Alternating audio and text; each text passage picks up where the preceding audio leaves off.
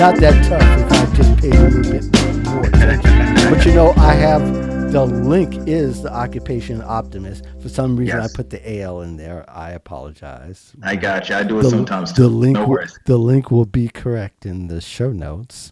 But anyway, we had quite a robust discussion before we even started. So this is cool. This is the second time that Chris has been on the show. I follow his content, and he follows mine. He's made that Absolutely. really clear, which is really cool. So today, the state of being a recruiter these days, Yeah, and you, as a former recruiter, you no longer recruit, correct? that's right. Not at all. But you Strictly still job hunt strategy at this point. But you particularly hobnob with the recruiter crew. Is that correct? Absolutely. I know the tricks and the secrets. So, Good and deal. that's what I'm looking to share. Yeah, and that's what we're hoping to tap a little bit into in this discussion. Um, let's try. I'm going to ask a really elementary question. Okay. Is being recruited a good thing these days? Yeah, I think it's always a plus when you have options. So anytime anyone is coming to you with an opportunity, I think that's a blessing. There are people, to be honest with you, that I work with that they go to bed at night praying that someone will contact them via LinkedIn with an opportunity that they can possibly evaluate. So I think anytime you get an opportunity, at least take the time to evaluate it. Right, right. So tell me the difference between a recruiter and a headhunter. Yeah. So actually, I was a headhunter. I worked for a recruiting agency. But the difference is specifically a headhunter serves a number of different clients. So works with a number of different companies. So sometimes there are larger companies that may have been working to fill a role over a large amount of time, let's say 6-7 months, and they can't find the right person. So they outsource that search to a headhunter. And then there are also small to mid-sized organizations that maybe can't afford, we'll say, an HR team or a talent acquisition team. So when it's time to actually do their recruiting, they outsource that to a headhunter. So that's how headhunters work. They serve a number of different clients. They're actually paid by the client and not by the candidate. And then you have recruiters, and recruiters work internally for one organization. Gotcha. So, which one did you like, being a headhunter or a recruiter? Headhunter. I was strictly a headhunter. And to be honest, there's pros and cons to both. To be completely honest with you, I think one of the things that's really neat about being a headhunter is you get to work on a number of different searches, maybe across the country or even across the world, right? Right. Maybe you're searching for a number of different roles throughout different industries and functions. So I enjoy that. But I would say the downside of being a headhunter is when you're a headhunter, you're truly only as good as your clients. So there are times when in the past I've worked with clients that, to be honest, I wouldn't want to work for. And that's one of the reasons why I left the recruiting industry. It's one of the reasons why I decided to become a job hunt strategist versus a headhunter, because I did bump into this roadblock time and time again of, hey, it's my job to find this particular company talent, but I know good and well that I would never want to work for these folks, and I would never recommend it to anyone that I know. And for me, it's important for me to ensure that anytime I present someone with an opportunity, that opportunity is, in my opinion, better than where they're sitting right now. And if I can't do that, that's something I'm not comfortable with. Right. So as a headhunter, would you have several clients vying for the same job, or would you have just one client for one job? So I think what you're referring to is candidates. Yes. So I would typically have several candidates vying for the same role. So yeah. Yeah. So it must be interesting. Well, let me ask you this. How many of them actually asked how could they stand out? How could they? Not many. Not many. Most people don't take advantage of working with a headhunter. I mean, there are certain advantages to working with a headhunter, right? So Mm-hmm. you should have the advantage of, number one, you have someone who is plugging you into a network. Mm-hmm. Now, if you think about it, if you were just applying for a role on your own, you may or may not even be evaluated. You could be Mm-hmm. the best candidate and you may not be seen, right? Right. So at least one, you have someone who is plugging you in Mm-hmm. to the network that you need to be a part of. So that's one. You've got an individual who knows exactly what the hiring manager is looking for. Mm-hmm. That helps tremendously, right? Right. Two, you got someone that understands the culture of the organization. Three, Mm-hmm. you've got someone who is knowledgeable as far as any type of salary goes. Mm-hmm. And that's important. Four, and then you got someone who completely understands the process. They know how many interviews it's going to take to get through this process. They may even know the questions that are going to be asked. So that's Mm-hmm. five. So, this person, and a lot of people don't realize this, or maybe they don't think about it, but a headhunter wants you to get the role Mm-hmm. because typically a headhunter is not compensated unless they actually close out that deal. Unless you get the job, they don't make any money. So they Mm-hmm. want you to get the job. So when you ask them, "Hey, can you tutor me? I mean, can you guide me? Can Mm-hmm. you tell me what I need to say and how I need to present myself?" That's a headhunter's dream. They want to help you out, Right. but a lot of people don't ask. To be What completely honest with do you, a lot of hunters offer? you would think. You would think. I would also throw in there that oftentimes headhunters are working on a number of different roles. Mm-hmm. So they may be talking to you about one position, but they may have 8 other roles they're looking to fill on their desk because they're always going to be just completely crunched for time. Mm. So some people, I mean, they should offer, but a lot of times when folks are in a rush, it just doesn't, they don't think about it. So Right. So a recruiter is necessarily the internal person. They work for the company. that's right. The Recruiter works the internally for the headhunter, company. in essence, may not necessarily work for you, but can be more of an advocate and a mentor to you. Absolutely. Okay. Absolutely. I just want Yeah. to be sure we make that distinction because Sure. Sure. we talk a lot about recruiting, but we don't talk a lot about what headhunters do, and Yeah. and headhunters to me seem to lie in the cut, so to speak. Say that one more time. Uh, They uh, seem to. they seem to lie in the cut. You know what I Okay. mean? They Okay. they kind of are just watching the gunfire go by. Uh, they're watching the bullets fly. Yeah. They hear the bombs go off, but they don't seem to intervene and say, "Wait a second, you're doing all this wrong." Sure. Sure. That's fair enough. Yeah, yeah. So but that's a very important distinction to make because a lot of people listen to this is are going to probably change their way of thinking or seek more clarification. Not that everybody needs to get everything they need from this conversation, but I think this will be a good directional conversation for them to kind of go and consider the options. Yeah. Yeah. I mean, yeah, absolutely. I mean, when you're talking to a headhunter versus a recruiter, you're talking to two different people. So, there could be a little bit of a different approach.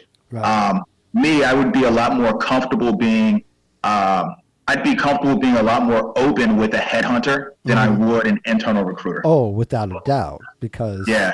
Yeah. because I think people don't realize.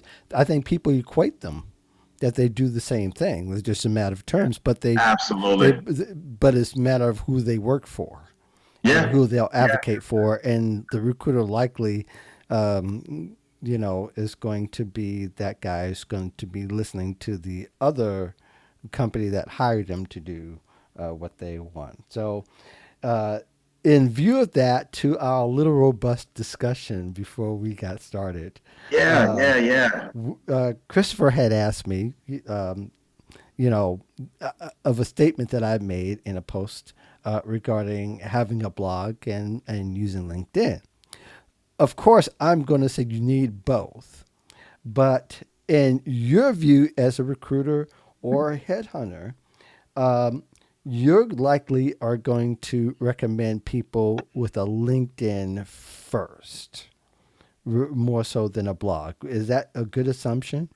Yeah, I would say a LinkedIn first. I mean, to be honest with you, I haven't come across very many job hunters with blogs, Mm-hmm. right? So that tells me a few different things. So one, in my mind, it does put a priority on the LinkedIn piece because I'm looking for talent Mm-hmm. via LinkedIn. Now, with that being said, anytime you're one of the few people that do anything and you do it well, it could be a way for you to stand out from the pack. Mm-hmm. So, that's why I was so excited. We were chatting earlier about blogs and just kind of your thought on it. Right. Now, what I do see some of, and I should be seeing a lot more of, instead of blogs, portfolios. An Mm-hmm. online portfolio that is displaying your work, especially if you are part of a creative field. Mm-hmm. So maybe you are digital marketing field, or even just marketing, digital marketing, advertising, some type of social media related role. I mean, these are all creative positions where I think you should definitely be showcasing past examples of your work. And Mm. a lot of people aren't doing that. Some are. And the folks that I do work with, my clients that I do work with, when it comes to getting them to the job hunt and helping them land their next role, a lot of the ones that have taken the time to put together that portfolio have been a lot more successful. Mm. Very good. So, Yeah. for sure, those who would stand out would even have a LinkedIn profile that is a portfolio and might even be more strictly a portfolio, but to kind of increase the value of their ability to tell a story. A blog can be that extra arm, uh, Yeah. in the sense that there are things that you could go very deeply to into a blog, and to attract more than just a recruiter. Especially if somebody, let's say, does some things, like I have some friends who actually do blogs, but they also do some media stuff, and Okay. they really use their expertise Yeah. to reach out to media, and that's Okay. where media actually finds them. Now, if you're found in the media and you've got a great LinkedIn profile, and yeah, we're talking about very few in between, right? We're not talking about the many. I mean, for people that have a decent LinkedIn profile is really quite impressive, right?